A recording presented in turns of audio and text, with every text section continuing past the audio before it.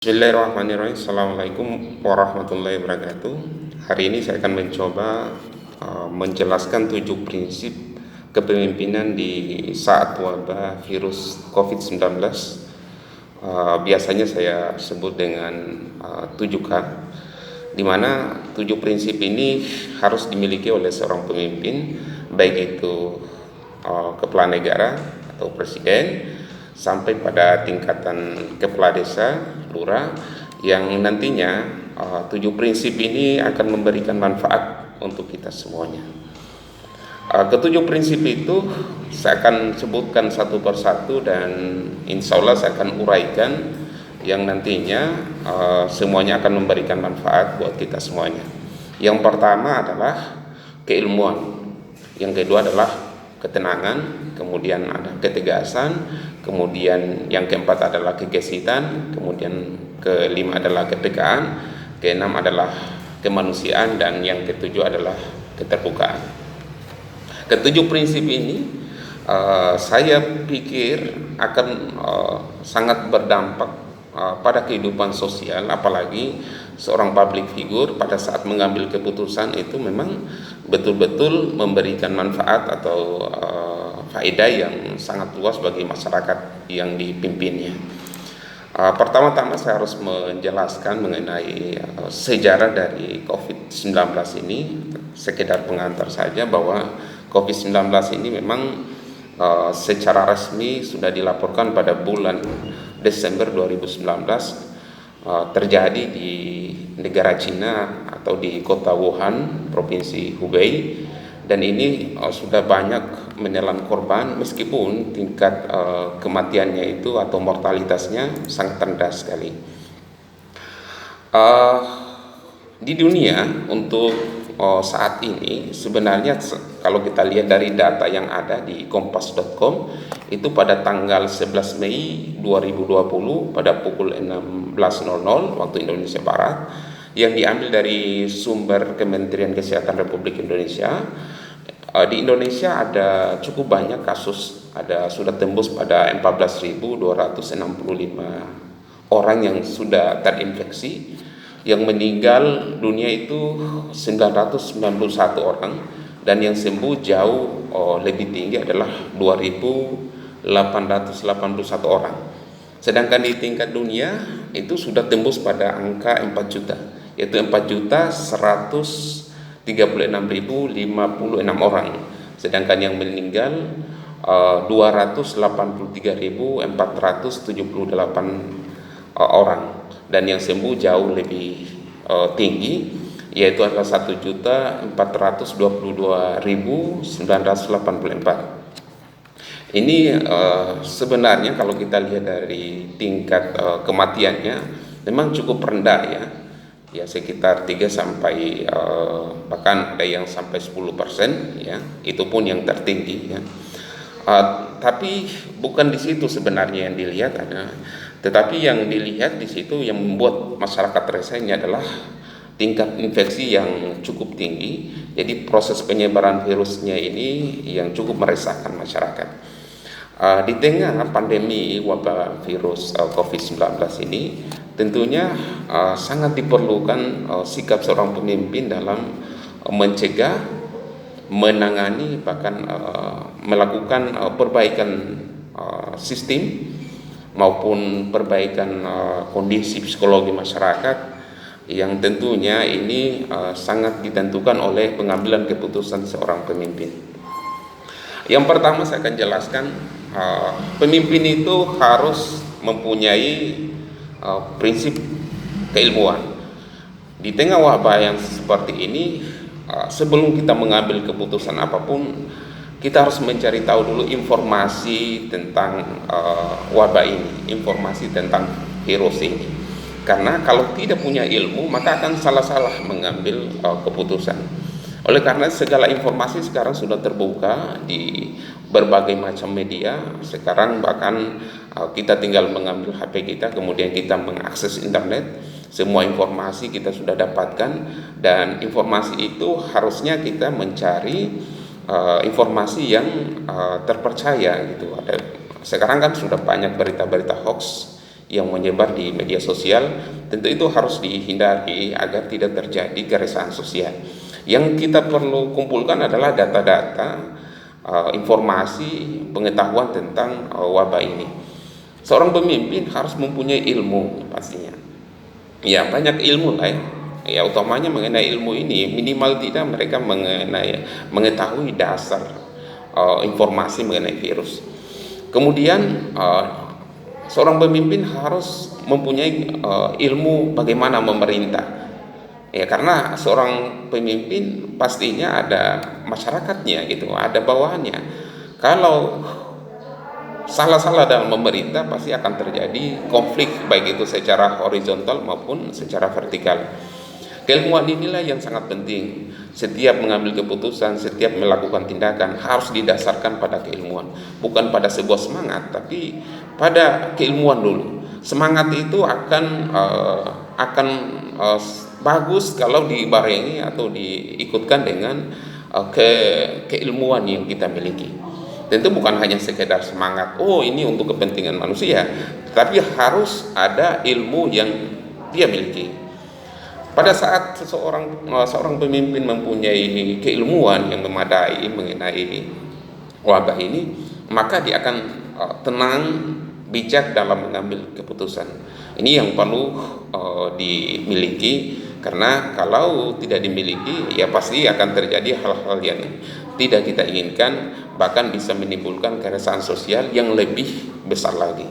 Kemudian yang kedua adalah ketenangan. Setelah seorang pemimpin mempunyai keilmuan, tentu dari ilmu itu dia akan tenang. Berita-berita hoax itu akan disingkirkan dan dia akan mendapatkan data-data yang valid, informasi-informasi yang up to date atau informasi yang akurat terkait dengan wabah ini. Tentu dalam mengambil keputusan seorang pemimpin harus tenang, tidak boleh gelisah, tidak boleh galau, tidak boleh dalam kondisi resah. Apalagi masyarakatnya resah, kemudian seorang nahkodanya resah, itu sangat tidak baik gitu. Ibarat sebuah kapal, kalau misalnya ABK kapal resah, maka nahkoda kapal itu harus tenang. Inilah kondisi yang harus kita jaga di tengah pandemi ini. Memang kita tahu secara psikologi banyak masyarakat yang resah, banyak masyarakat yang takut dengan wabah ini. Tentu yang perlu kita pikirkan adalah bagaimana ketenangan seorang pemimpin agar menjadi satu cerminan bagi masyarakatnya bahwa ini ada wabah, tapi tidak boleh kita merasa gelisah dengan kondisi yang seperti ini, sehingga pengambilan keputusan itu tidak jernih, bijak, dan menimbulkan masalah baru pastinya. Yang pertama tadi saya katakan adalah dia harus mempunyai keilmuan. Kemudian setelah dia mempunyai keilmuan, dia harus tenang dalam mengambil keputusan. Kemudian yang ketiga adalah ketegasan. Ini yang paling penting sebenarnya. Jangan mencela-mencela seorang pemimpin. Jangan pelin-pelan habis A B lagi. Ini akan menimbulkan satu kebingungan di tengah masyarakat ya. Dulu pernah saya mendengar bahwa masyarakat tidak wajib memakai masker, setelah itu diwajibkan memakai masker. Ini yang menurut saya informasi yang kadang-kala membingungkan juga masyarakat gitu. Tetapi di tengah itu pasti banyak hal-hal yang bisa kita petik ya. Para pemimpin sekarang sudah memikirkan bagaimana masyarakatnya agar terhindar dari wabah ini, atau minimal tidak ada korban yang semakin berjatuhan. Kita sebenarnya berdoa semoga inilah yang ujian bagi kita semuanya manusia, agar kita semakin kuat dan semakin bisa menjaga kesehatan kita. Kembali pada ketegasan seorang pemimpin. Ketegasan seorang pemimpin di sini adalah bagaimana mengambil keputusan itu dengan jelas. Ya, tidak lagi pada saat katakan misalnya ya. Hari ini kita mendengarkan ada pembagian BLT, bantuan langsung tunai di tingkat desa. Ini yang paling penting. Ya, bantuan langsung tunai ini yang sudah ditetapkan oleh pemerintah pusat, ya minimal tidak itu 600.000 per kepala keluarga yang harus dibagikan ya. Ini yang harus dibagikan dan wajib. Kemudian selain dari uang yang 600.000 itu harus juga dibagikan sembako, karena bukan hanya sekedar kita membagikan uang, tapi sembako juga atau hal-hal lain yang dibutuhkan oleh masyarakat yang terdampak dari COVID-19. Yang pertama tadi saya ulangi lagi supaya ini bisa diingat-ingat. Yang pertama adalah prinsip dia harus mempunyai ilmu dulu. Yang kedua, dia harus tenang. Yang ketiga adalah dia harus tegas dengan keputusan yang dimiliki. Baru-baru ini juga kita mendengarkan beberapa media yang menyebutkan bahwa ada beberapa kepala daerah yang melakukan lockdown. Sebenarnya memang secara kebijakan tidak ada istilah lockdown secara redaksional ya. Tapi itu lockdown itu sebenarnya sama juga dengan karantina wilayah. Hanya apakah karantina wilayah itu dilakukan secara ketat atau tidak itu tergantung pada keputusan yang dibuat oleh oleh seorang kepala negara atau katakanlah kepala daerah. Yang paling penting di sini adalah bagaimana melihat karantina wilayah ini sebenarnya bukan pengambilan keputusan yang dilakukan oleh kepala daerah ya, tetapi ini usulan dari kepala daerah berdasarkan pada data-data korban, tingkat kematian, persebaran virus, kemudian diusulkan kepada Kementerian Kesehatan. Kementerian Kesehatan lah yang nantinya mengambil keputusan untuk diberlakukannya pembatasan sosial berskala besar atau karantina wilayah misalnya gitu. Bahkan bisa jadi adalah seorang presiden yang punya kewenangan hak prerogatif untuk mengeluarkan kebijakan untuk mengkarantina wilayahnya. Yang kemudian adalah ketegasan di sini adalah seorang pemimpin itu harus memang konsisten dengan apa yang menjadi keputusannya gitu. Baru-baru ini memang kita mendengarkan ada kepala daerah yang melakukan kebijakan yang menurut informasi yang ada dari pemerintah pusat itu menyalahi aturan karena tidak melalui proses koordinasi dan pemerintah pusat, pemerintah daerah sudah melakukan karantina wilayah gitu. Nah, ini yang terjadi keputusan yang overlapping gitu. Tetapi kembali lagi bahwa aspek kemanusiaan juga itu sangat penting sekali. Makanya tadi saya harus tekankan seorang pemimpin itu harus mempunyai ilmu, yang kedua dia harus tenang, kemudian harus tegas. Itu urutan-urutannya sebenarnya. Bukan hanya sekedar tegas, kalau tidak punya ilmu ya akan salah juga. Atau bukan hanya sekedar tegas, tapi kalau tidak tenang itu juga akan salah juga gitu. Karena itu dia harus punya ilmu, dia harus tenang dan harus tegas mengambil keputusan. Kemudian yang keempat adalah kegesitan seorang pemimpin. Kegesitan ini sangat penting sekali sebenarnya. Ibaratnya begini ya. Sekarang kan kita lihat virus ini kecepatan penyebarannya oleh para pakar virus hampir sampai 20% kecepatan virus dibanding dengan virus-virus yang lainnya. Proses infeksi kepada manusia itu sangat cepat sekali. Bahkan hitungan bulan hampir semua negara di dunia itu sudah terlaporkan bahwa ada infeksi gitu. Hampir semuanya gitu. Inilah yang menjadi satu fenomena yang unik ya dalam sejarah dunia, bahwa manusia itu hampir semuanya dikurung di dalam rumah atau katakanlah mereka mengisolasi diri dalam rumah, dan ini membuat banyak masyarakat menjadi stres gitu. Di tengah kecepatan penyebaran virus atau infeksi virus kepada manusia ini, tentu pengambilan keputusan yang dilakukan oleh seorang pemimpin itu harus cepat gitu ya, tapi harus didasarkan pada 3 poin yang tadi. Dia harus punya ilmu, dia harus tenang, kemudian dia harus tegas, dan dia harus gesit gitu. Ada berbagai problem atau permasalahan yang dihadapi oleh masyarakat. Salah satunya adalah kita memberlakukan pembatasan sosial berskala besar, kemudian di sisi lain bantuan sosial tidak tersalurkan dengan maksimal, sehingga waktu yang 14 hari untuk melakukan isolasi diri atau mengkarantina diri itu tidak efektif, karena masyarakat akan berpikir bahwa 14 hari itu mau makan apa gitu, apalagi kalau katakanlah kita berhadapan dengan permasalahan orang miskin sekarang. satu hari tidak mencari kerja itu akan menjadi masalah yang besar bagi mereka. Ya, bagi orang yang punya pendapatan yang tinggi ya pastinya itu bukan menjadi masalah karena ada tabungan di rekening mereka, ada tabungan di bank. Tapi bagi orang yang berpendapatan rendah, ya itu pastinya akan menjadi masalah besar. Disinilah yang diperlukan adalah intervensi dari seorang dari pemimpin, baik itu adalah kepala negara maupun sampai pada tingkatan kepala daerah, camat, sampai pada lurah dan kepala desa, semuanya harus melakukan intervensi. Bahkan kepala-kepala dinas dan lain sebagainya, kementerian, semuanya harus melakukan intervensi terhadap wabah ini. Kalau tidak diintervensi maka akan banyak menelan korban pastinya. Kegesitan ini sangat penting sekali karena banyak masyarakat yang mengeluh dengan kebijakan yang ada gitu. Ya, yang pertama itu kita lihat banyak yang mengeluh penutupan tempat ibadah, kemudian membuka pasar gitu. Nah, ini kan menjadi menjadi pertanyaan besar, kenapa tempat ibadah ditutup kemudian pasar dibuka dengan selebar-lebarnya, bahkan di situ hampir tidak berlaku namanya social distancing gitu. Nah, tentu ini akan menjadi sebuah pertanyaan ya.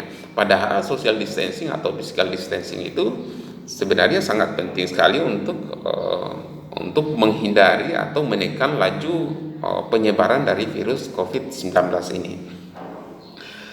Kemudian bukan hanya sekedar pintar mengambil keputusan ya gitu seorang pemimpin, tapi harus memang cepat mengambil keputusan. Ya, masyarakat melakukan komplain terhadap kondisi sosial yang ada. Kemudian pemerintah juga harus secepatnya melakukan respon.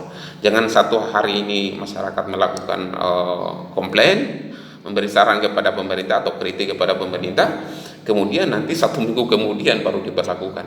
Nah, ini yang kadang-kala juga salah. Masyarakat sudah menjerit kelaparan, kemudian baru diberlakukan. Ini yang harus menjadi catatan bagi seorang pemimpin. Tentu yang paling penting di sini juga adalah bagaimana seorang pemimpin itu hidup dalam kesederhanaan. Karena kalau seorang pemimpin hidup dalam kemewahan, kemudian rakyatnya hidup dalam penderitaan, ini yang menjadi catatan sangat penting sekali. Karena tidak boleh di saat wabah ini para pemimpin menimbun hartanya untuk kepentingan diri pribadinya dan keluarganya. Tentu yang kita lihat adalah bagaimana rakyatnya kita, bagaimana masyarakatnya kita, tetangga dan lain sebagainya. Kita harus saling berbagi karena disinilah pentingnya kita menjadi manusia sebagai makhluk sosial. Nanti sebentar saya akan jelaskan prinsip kemanusiaan. Kemudian yang kelima adalah, setelah tadi saya jelaskan berulang-ulang ini supaya teman-teman bisa mengetahui urutan-urutannya. Yang pertama tadi adalah keilmuan, kemudian ketenangan, kemudian ketegasan, kemudian ya harus gesit atau kegesitan, kemudian yang kelima adalah kepekaan. Seorang pemimpin yang tidak peka dengan kondisi sosial ini akan menjadi satu catatan yang buruk bagi masyarakatnya. Oleh karena itu, seorang pemimpin harus peka dengan kondisi sosial yang ada. Jangan hanya sekedar duduk mendengarkan informasi, tapi turun ke lapangan, dengarkan apa yang menjadi keluhan dari masyarakatnya. Inilah yang sangat penting sekali. Di tengah wabah seperti ini tentu kan banyak menimbulkan satu perubahan sikap, perubahan sosial yang sangat drastis pastinya. Dan ini kita sudah rasakan sekali. Kalau pemimpin tidak peka dengan kondisi ini, maka akan terjadi banyak kelaparan. Kalau pemimpin tidak peka dengan kondisi sosial, maka akan terjadi, ya katakanlah seperti ya di kota saya itu ada penumpukan sampah ya. Karena pertimbangannya adalah mengurangi jam kerja dari para petugas pengungut sampah karena adanya wabah ini. Tentu ini kalau katakanlah tidak disikapi dengan gesit, dengan kepekaan, dengan keilmuan, ini akan menjadi satu masalah baru lagi. Bukan hanya sekedar kita memikirkan virus corona, tapi yang kita pikirkan adalah virus yang lainnya juga. Jangan sampai akan menimbulkan masalah baru pada saat kita menutupi masalah yang satu gitu. Kemudian yang keenam adalah kemanusiaan.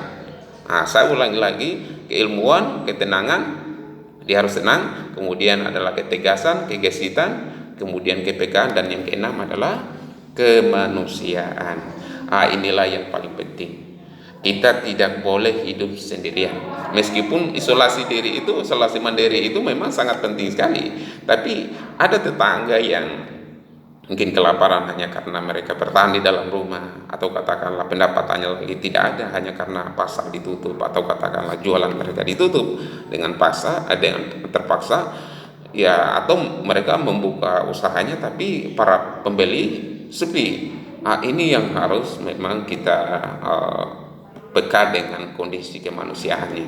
Yang paling kita perlukan di sini adalah bagaimana seorang pemimpin itu bersikap kemanusiaan, peka dengan hal-hal yang seperti itu. Karena kalau dia merasa sebagai bagian dari manusia itu, bagian dari kehidupan sosial itu, maka cukup mencubit kulitnya saja rasa sakit, maka orang lain juga akan merasa sakit, atau sebaliknya orang lain merasa sakit dengan mencubit kulit, maka pemimpin juga itu merasakan sakit. Itulah yang harus sangat diperlukan, bahwa kita peka dengan segala sesuatunya. Tentu peka di situ adalah bagaimana meningkatkan nilai-nilai kemanusiaan ini agar tidak terjadi kelaparan, agar tidak terjadi busung lapar, agar tidak terjadi keresahan-keresahan sosial dan lain sebagainya. Tentu yang kita tanggulangi adalah bagaimana wabah ini secepatnya selesai, tapi di sisi lain juga manusianya juga harus kita bantu. Para pemimpin jangan menimbun hartanya, jangan mengumpulkan hartanya atau menyembunyikan hartanya hanya untuk menyelamatkan diri dan keluarganya atau golongannya, tapi yang paling penting adalah ada harta itu bagikan kepada masyarakatnya. Ada bantuan jangan ditahan-tahan, karena itu masyarakat sangat membutuhkan sekali. Kalaupun ditahan juga itu ya cukup 1 hari lah, jangan sampai 1 minggu itu masyarakat mau makan apa. Kemudian yang ketujuh adalah keterbukaan. Ini yang sangat penting bagi seorang pemimpin, bahwa keterbukaan seorang pemimpin itu sangat penting di tengah wabah yang sekarang. Keterbukaan ini sebenarnya ada satu sikap seorang pemimpin yang memberikan satu ruang yang terbuka bagi masyarakatnya agar mengetahui kondisi internal di dalam organisasi pemerintahan atau di dalam yang dialami oleh seorang pemimpin. Kalau katakanlah pemerintah ya atau pemimpin di sini adalah tidak punya uang, ya terbukalah tidak punya uang. Tapi kalau misalnya mereka punya cukup uang untuk membantu masyarakatnya, ya berikanlah. Bukan hanya sekedar menunggu bantuan dari negara, tapi kalau misalnya ada gaji yang cukup, para anggota dewan yang gajinya sudah luar biasa, mereka sudah mendapatkan hasil dari pajak masyarakat, ya mereka sudah menjadi seorang pemimpin, pastinya harus memberikan contoh yang terbaik. Keluarkan uang kalian untuk membantu masyarakat, para pengusaha, orang kaya, para pejabat, kepala negara, kepala daerah, kepala desa, dan lain sebagainya yang mempunyai cukup uang, berbagilah kepada masyarakatnya. Karena yang paling penting di sini adalah bagaimana kalian bisa terbuka dengan masyarakat kalian dengan kondisi yang ada. Jangan ada yang disembunyikan. Yang disembunyikan itu adalah hal pribadi, hal privat yang kalian miliki. Tetapi kalau itu adalah menjadi konsumsi publik, maka itu wajib terbuka bagi masyarakat. Itu saja yang bisa saya berikan. Semoga memberikan manfaat buat kita semuanya. Dan saya tutup dengan ucapan billahi taufiq wal hidayah. Assalamualaikum warahmatullahi wabarakatuh.